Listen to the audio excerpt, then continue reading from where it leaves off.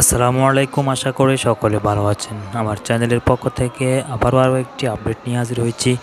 সরকারি চাকরি, সরকারি বিজ্ঞপ্তি, এনটিআরসি এবং শিক্ষা সংক্রান্ত সকল বিষয়ের আপডেট দেওয়ার চেষ্টা করি। আজকে যে বিষয় নিয়ে হাজির হয়েছি সেটি হচ্ছে, আপনারা অবশ্যই অবগত রয়েছেন, আওয়ামী সরকার থাকা অবস্থায় সরকারি কর্মকর্তা কর্মচারীরা দীর্ঘদিন ধরে পে কমিশন বা মহার্ঘ ভাতা দেওয়ার জন্য চেষ্টা করছিল। বারবার আন্দোলন করেও সেই চেষ্টা ব্যর্থ হয় সরকারি কর্মকর্তা কর্মচারীদের। সর্বশেষ বর্তমানে যে অন্তর্বর্তীকালীন সরকার রয়েছে, সে সরকারও চেষ্টা করেছিল মহার্ঘ ভাতা দেওয়ার জন্যে। গত কিছুদিন পূর্বে আপনারা বিভিন্ন সংবাদ মাধ্যমে দেখেছেন, মহার্ঘ ভাতা প্রদান করার জন্যে একটি চিঠিও আদান প্রদান করা হয়েছিল। সর্বশেষ বিভিন্ন আলোচনা সমালোচনার পরিপ্রেক্ষিতে সেটি স্থগিত করা হয়।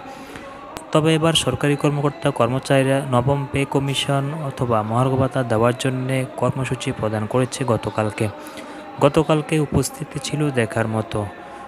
অতি শীঘ্রই সরকারি কর্মকর্তা কর্মচারীরা চাচ্ছেন যেন মহার্ঘ ভাতা অথবা পে কমিশন গঠন করে অতি দ্রুত সেটি বাস্তবায়ন করা হয়। সেই লক্ষ্যে গতকালকে আন্দোলন করা হয়েছিল।